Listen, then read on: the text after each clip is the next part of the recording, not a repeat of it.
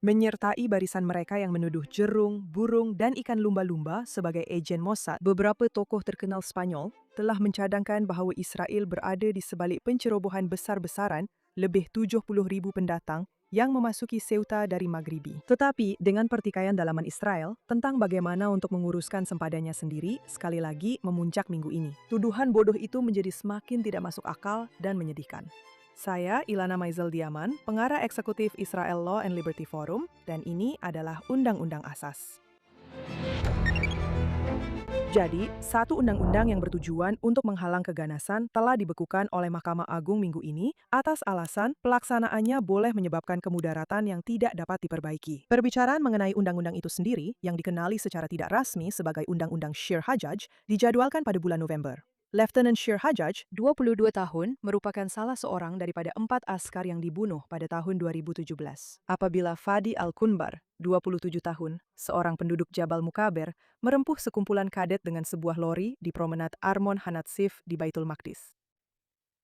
13 lagi cedera.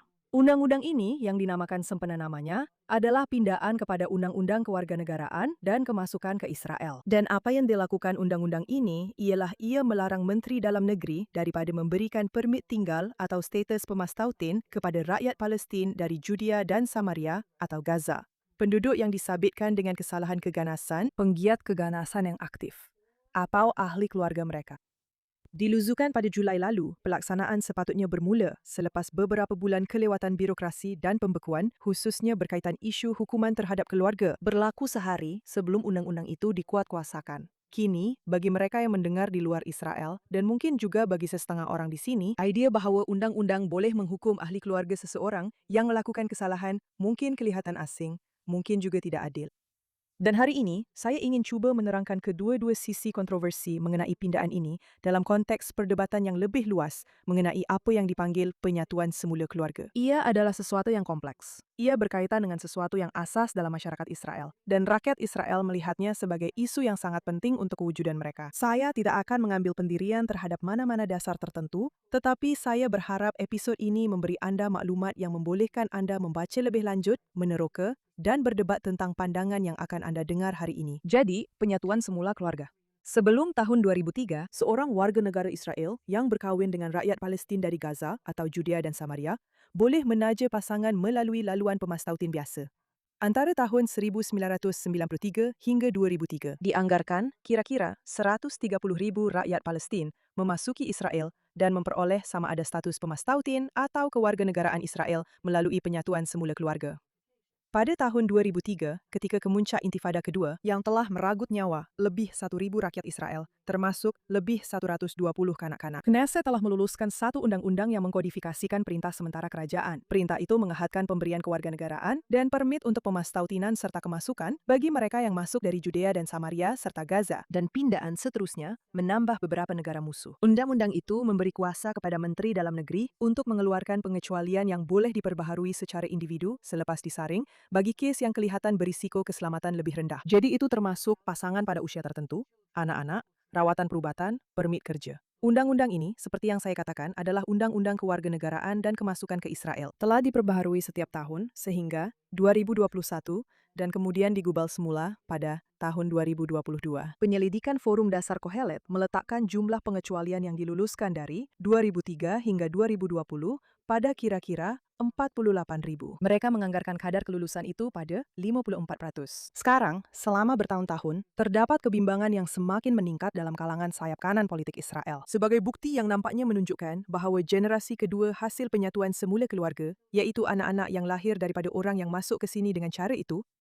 terlibat secara tidak seimbang dalam keganasan di Israel. Menurut Amit Halevi, ahli parlimen yang menaja Undang-Undang Shir Hajjaj yang akan kita bincangkan semula, ini juga adalah dakwaan yang disokong oleh data risikan. Sekarang, terdapat angka-angka yang ditunjukkan oleh penyokong undang-undang ini sebagai bukti kebimbangan tersebut, dan kami akan menggunakan pelbagai maklumat sumber terbuka yang Anda sendiri boleh semak. Jadi, satu siasatan pada tahun 2021 oleh akhbar Israel Hayom menggunakan apa yang dikatakan sebagai data pihak keselamatan dari tahun 2001 hingga 2016. Mendapati bahawa anak-anak generasi kedua hasil penyatuan keluarga terlibat dalam keganasan 3 kali ganda berbanding bahagian mereka dalam populasi di peringkat nasional dan 12 kali ganda dalam kes-kes di Baitul Maqdis secara khusus. Selepas rusuhan di Lod, Ramle, Yafo dan Acre pada 2 Mei 2021. Sebuah kumpulan advokasi yang dipanggil Arai Israel telah menyemak lebih daripada 120 fail tangkapan dari Lod dan Ramle. Mereka mendapati bahawa kira-kira 60% daripada mereka yang ditangkap kerana menyerang orang awam Yahudi atau pasukan keselamatan dan 63% daripada mereka yang benar-benar didakwa mempunyai salah seorang ibu atau bapa yang tiba melalui penyatuan keluarga. Di Negev, yang juga telah menghadapi cabaran penguatkuasaan undang-undang dan keganasan yang berleluasa, wartawan telah membangkitkan kebimbangan mengenai palestinisasi penduduk Badui selama bertahun-tahun. Sekali lagi, akibat daripada penyatuan keluarga, di mana penduduk Badui telah mengambil isteri daripada populasi Palestin yang bermusuhan.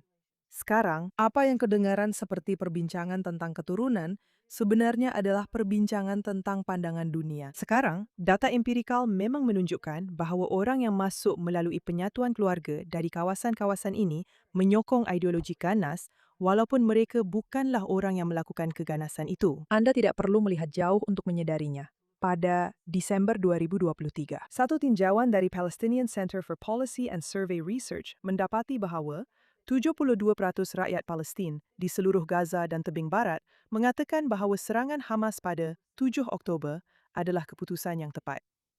2 tahun kemudian, dalam tinjauan terbaru pada Oktober 2025, angka itu telah menurun dari kemuncaknya, tetapi masih melebihi 50% dan meningkat semula, khususnya di Gaza. Majoriti besar daripada mereka yang ditemu bual, 85% di Judea dan Samaria, dan 55% di Gaza, menentang perlucutan senjata Hamas, walaupun sebagai syarat untuk menamatkan perang. Dan perjuangan bersenjata masih mengatasi kedua-dua rundingan dan penentangan rakyat secara aman sebagai jalan ke hadapan, terutamanya di Judea dan Samaria. Ini bermakna kemungkinan seorang pendatang dari kawasan ini datang dengan pandangan seperti ini adalah sangat tinggi. Dan kebarangkalian mereka menyebarkannya dalam keluarga mereka juga sama tinggi. Ini menimbulkan persoalan bagi para pembuat dasar tentang berapa banyak risiko yang harus diambil. Jadi itulah alasan keselamatan untuk pendekatan yang lebih tegas terhadap permit keluarga ini secara umum. Dan sebelum kita pergi ke hujah balas, kita akan sebutkan juga alasan demografi. Mengekalkan majoriti Yahudi di Israel adalah sangat penting untuk keselamatan fizikal negara itu dan juga wataknya. Pada tahun 2021, ahli demografi Arnon Sofer mengulangi unjuran bahawa kemasukan tanpa had digabungkan dengan pertumbuhan semula jadi penduduk Arab di dalam Israel akan menamatkan majoriti Yahudi di sini dalam tempoh 60 tahun. Seperti negara lain, Israel mempunyai hak untuk melindungi sempadan dan warganya, serta menentukan syarat-syarat kemasukan warga asing. Sekarang, pengkritik terhadap had-had ini melihat kes ini dengan sangat berbeza, dan mereka menumpukan kepada pencabulan hak individu. Mahkamah Agung telah mentakrifkan hak untuk kehidupan berkeluarga sebagai hak asasi perlembagaan yang menjadi hak setiap warga negara Israel. Selain itu, kata pengkritik undang-undang ini, orang Arab Israel yang terjejas secara tidak seimbang kerana mereka terdiri semua mereka yang berkahwin dengan orang Arab dari kawasan yang berdepan dengan veto, anggapan ini serta pengecualian. Dengan meneliti setiap pemohon, Israel mesti mengimbangi kebimbangan keselamatannya dengan komitmennya terhadap kesaksamaan dan hak asasi manusia. Dan Mahkamah Agung sebenarnya telah menguji undang-undang kewarganegaraan ini sebanyak 3 kali. 2 kali setakat ini membiarkannya kekal dengan margin paling tipis, iaitu 1 undi dalam keputusan 6-5 pada tahun 2006, iaitu kes pertama. Terdapat persoalan mengenai hak perlembagaan mana yang dirasakan oleh para hakim telah dilanggar, jika ada, dan sejauh mana kebimbangan keselamatan di sebalik undang-undang tersebut wajar diberi pertimbangan. Mahkamah akhirnya memutuskan bahawa sebarang pencabulan hak untuk berkahwin dan hak untuk kesaksamaan adalah seimbang, memandangkan mereka yang memohon untuk masuk berasal dari kawasan yang berada dalam keadaan perang atau seakan-akan perang dengan Israel. Selain itu, negara boleh memberikan pengecualian. Dalam arti kata lain, walaupun terdapat hak perlembagaan yang terlibat untuk warga negara Israel, Kadang-kadang keperluan dan keselamatan secara tragis menuntut hak-hak tersebut diketepikan demi menyelamatkan nyawa. Sementara itu, pendapat minoriti oleh Ketua Hakim Negara Harun Barak berpendapat bahawa undang-undang tersebut melanggar hak perlembagaan secara tidak seimbang dan oleh itu harus dibatalkan. Beliau memetik kes undang-undang terdahulu. Dalam keseimbangan ini, hak asasi manusia tidak boleh menerima perlindungan sepenuhnya seolah-olah tiada keganasan dan keselamatan negara juga tidak boleh menerima perlindungan sepenuhnya seolah-olah tiada hak asasi manusia. Satu keseimbangan yang halus dan sensitif diperlukan. Inilah harga sebuah demokrasi. Ia mahal, tetapi berbaloi. Pada tahun 2012, di hadapan panel 11 hakim yang berbeza, Mahkamah sekali lagi mendengar cabaran tersebut dan mencapai keputusan yang pada dasarnya sama dengan majoriti yang sama. 6-5, termasuk seorang hakim yang telah beralih ke pihak minoriti. Dengan Barak tidak lagi menjadi hakim di mahkamah itu pada ketika ini, pendapat majoriti dimulakan dengan memetik salah satu kata-katanya sendiri. Hak asasi manusia bukanlah satu resepi untuk bunuh diri negara. Kini, Undang-Undang Kewarganegaraan dan Kemasukan telah kembali ke mahkamah sejak 1 tahun 2022. Dengan plaintiff-plaintiff berusaha untuk membatalkannya sepenuhnya, yang merupakan kes berasingan daripada pindaan cagai yang akan kita bincangkan sebentar lagi. Pertarungan hidup dan mati tentang siapa yang memutuskan dan bagaimana adalah benang merah dalam perdebatan undang-undang terbesar Israel. Dan dari perspektif undang-undang konservatif, ia juga merupakan kajian kes tentang mahkamah, campur tangan dengan kuasa yang boleh dipersoalkan, dan memberikan kurang penekanan kepada isu keselamatan dan demografi berbanding apa yang ramai fikir sepatutnya. Sudah tentu, mereka yang bersetuju dengan pendirian minoriti mahkamah setakat ini melihatnya dalam sudut yang bertentangan sepenuhnya. Isu ini adalah salah satu isu utama yang paling sensitif. Dan dalam kes Undang-Undang Syir Hajaj, kita sedang menimbangkan pertimbangan yang lebih berat lagi. Kerana kita bukan sahaja bercakap tentang penyatuan pasangan yang dinilai secara individu, tetapi berkemungkinan membatalkan atau menolak permit kepada ahli keluarga, sesetengah daripada mereka mungkin telah berada di sini dan menetap di sini untuk masa yang lama. Ia kelihatan seperti sesuatu yang secara asasnya bertentangan dengan kod moral dan jenayah barat apabila berhadapan dengan jenayah. Sebenarnya, anda boleh dengan mudah membuat hujah berdasarkan kitab suci. Dari Nabi-Nabi Ibrani, kita belajar bahawa anak tidak akan menanggung dosa bapa dan bapa tidak akan menanggung dosa anak.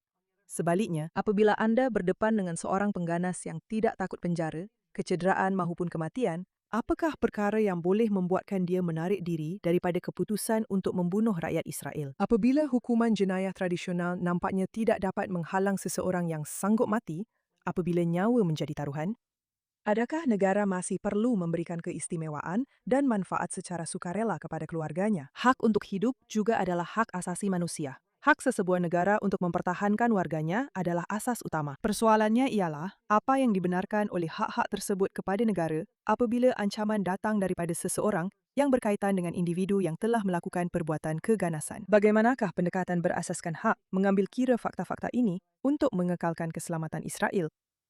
Dan jika, sebaliknya, kita berada dalam keadaan perang yang membenarkan langkah-langkah khas, maka di manakah sebagai sebuah masyarakat kita mahu menetapkan batas itu? Saya tiada jawapan yang bijak di sini.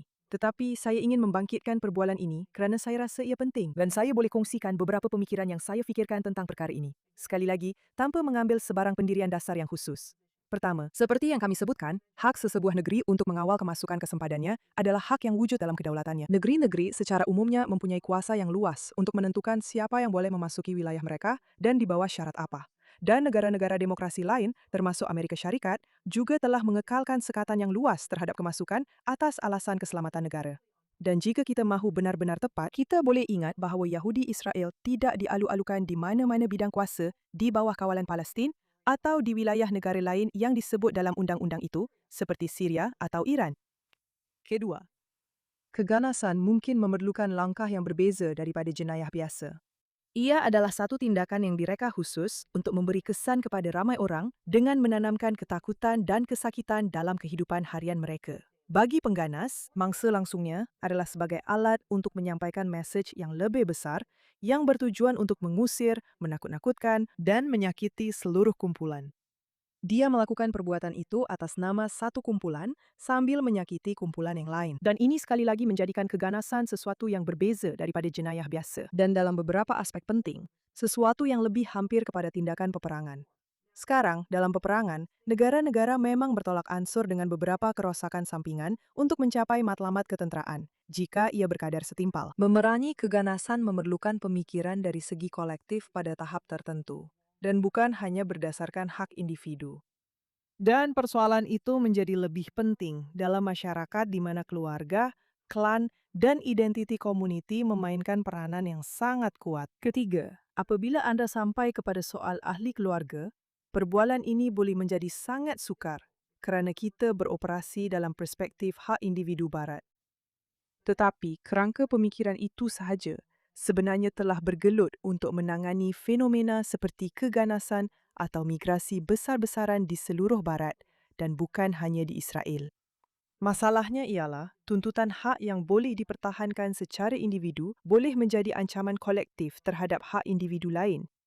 Paling asas sekali, hak mereka untuk hidup dan keselamatan. Kita sudah biasa berfikir bahawa hujah hak asasi manusia melibatkan pertentangan antara negara dan individu yang mempunyai tuntutan terhadapnya. Jadi, dalam penyatuan semula keluarga, hujah hak asasi manusia yang dibawa ke mahkamah menyentuh hak perlembagaan ramai warga negara Israel untuk berkahwin yang benar-benar menyentuh hati dan penting. Tetapi sekurang-kurangnya dalam wacana awam, hujah keselamatan biasanya tidak dianggap sebagai hujah hak asasi manusia itu sendiri. Dan saya perlu bertanya, sama ada itu pendekatan yang betul kerana hak untuk hidup adalah hak asasi manusia. Hak untuk mempertahankan diri adalah hak asasi manusia. Itu adalah hak yang paling asas. Jadi, bagaimana Anda mengukur pertembungan hak asasi manusia? Biasanya, itu ditentukan oleh badan perundangan. Walaupun dalam praktiknya di sini, kemungkinan besar mahkamah yang akan memutuskannya. Tetapi saya rasa mereka yang mempertahankan pendirian bahawa ahli keluarga harus kehilangan atau tidak pernah mendapat status pemastautin perlu sekurang-kurangnya mengemukakan hujah mereka dari segi hak asasi manusia juga. Kita akan mendengar lebih lanjut tentang Undang-Undang Syarhajaj pada bulan November nanti, jadi biar saya tinggalkan Anda dengan sesuatu untuk difikirkan dan akhiri dengan nada yang positif. Jadi, ketika saya memikirkan tentang individu dan kolektif minggu ini,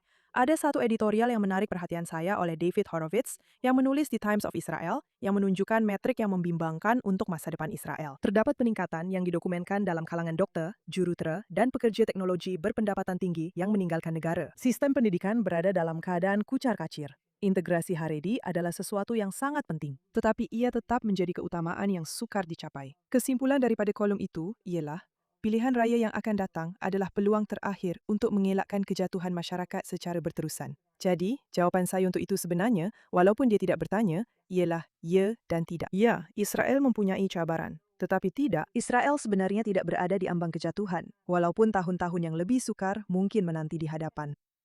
Israel juga mempunyai rasa identiti kolektif yang kuat, perjanjian, dan kesinambungan sejarah yang mendalam. Ketahanan negara ini tidak hanya berpunca daripada indeks ekonomi semata-mata. Ia berpunca daripada rasa takdir kolektif yang dikongsi bersama. Dan berkaitan perkara itu, satu tinjauan Sohar yang diterbitkan pada musim bunga ini mendapati bahawa 48% rakyat Israel melaporkan hubungan yang semakin kukuh dengan identiti Yahudi mereka sejak 7 Oktober. Berbanding hanya 12% yang melaporkan hubungan yang semakin lemah. 65% berkata bahawa hubungan mereka dengan negara dan tanah itu sendiri telah menjadi lebih kukuh. Dan maksudnya ialah, walaupun ada yang pergi, dan itu adalah satu tragedi, akan ada beribu-ribu orang lain yang tetap tinggal dan yang berpindah ke sini untuk membina kehidupan mereka sebagai sebahagian daripada kisah Yahudi. Israel tetap bertahan kerana rakyatnya sedar bahawa mereka adalah sebahagian daripada satu kolektif yang wajar dipertahankan. Dan walaupun kolektif itu berkembang lebih perlahan daripada yang kita harapkan, atau akhirnya menjadi lebih miskin daripada yang kita harapkan, atau lebih berpecah belah pada sesetengah ketika, ia tetap wujud di sini. Pilihan raya sangat penting.